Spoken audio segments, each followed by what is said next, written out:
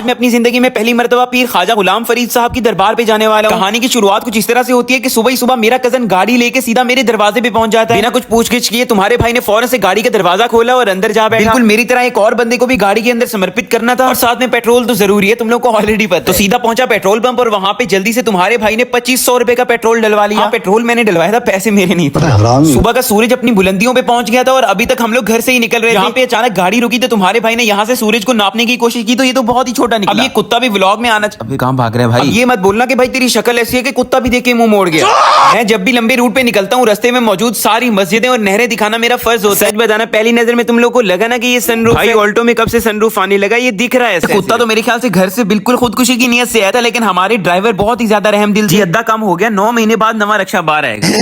बाकी आप लोगों ने गीदड़ का नाम तो सुना होगा, लेकिन मैंने अपनी जिंदगी में पहली मर्तबा गीदड़ को देखा ऐसे खुले घूमते हुए। फिलहाल तक का जो भी सफर गुजरा है माशाल्लाह से बहुत बेहतरीन गुजरा था। बहरहाल थोड़ा सा आगे जाने के बाद यहाँ पे मुझे एक मशहूर यूट्यूबर की पूरी फैमिली दिख गई। बचने को ये भी बच गए क्योंकि ड्राइवर रहमदिल। बात रहमदिली की हो रही है तो तुम लोग भी दिखा सकते हो इन घुमे हुए लोगों को तलाश करके। आधा सफर हम लोगों ने कंप्लीट कर लिया था और जब आधा सफर कंप्लीट हुआ तो उसकी निशानी ये हमें नजर आई कि इतना बड़ा दरिया समंदर पता नहीं क्या, लेकिन दूर दूर तक हम लोग को सिर्फ पानी ही पानी दिखाई दे रहा था। फिर क्या तुम्हारे भाई ने यहाँ पे खड़े होकर कुछ एस्थेटिक से क्लिप लिया और उसके बाद इस वक्त हम लोग जिस ब्रिज पे खड़े हैं ना, यहाँ से कोई भी एक ट्रक या फिर कुछ भी ऐसा गुजरता है ना तो पूरा ब्रिज यहाँ पे जो है ना वो टप्पे खाता है एक दफा। यार जलजला फील होता है, जलजला। इससे पहले कि तुम्हारा भाई जलजले का शिकार हो फौरन से गाड़ी में बैठा और हम लोग इन ट्रक्स के पीछे लिखे कोड वर्ड्स को पढ़ते पढ़ते सीधा कोट मिठन पहुंच गए। पहुंचते के साथ ही मुझे कुछ इस तरह के पोस्टर्स लगे दिखाई दिए, जिससे मुझे आइडिया हो गया था कि हम लोग फाइनली अपनी डेस्टिनेशन पे पहुंच गए। जैसे ही तुम्हारा भाई गाड़ी से नीचे उतरा सामने ही कुछ इस तरह के मजार नजर आए और इन्हीं मजारों के अंदर ही हम लोग को एंटर होना है। मजारों के अंदर एंटर होने से पहले मुझे यहाँ कुछ बाजार लगे दिखाई दिए। तो फिर क्या आगे बढ़ के देखा कि कुछ खरीदने लायक चीजें हैं भी सही है। फिलहाल ये डिसाइड हुआ था हमारे बीच के फिलहाल हम बाजार में जाएंगे और बाद में आके बाजार को एक्सप्लोर करेंगे। हम लोग एंटर हो ही रहे थे कि इतने में हमारे साथ ये माजरा पेश हुआ। स्क्रीन पे दिखने वाले इस बच्चे ने पहले तो मेरे कजन को आके बड़े प्यार से पानी पेश किया, लेकिन जब उसने पानी पी लिया तो इसका आगे कहना ये था कि मुझे अब इसकी उजरत चाहिए।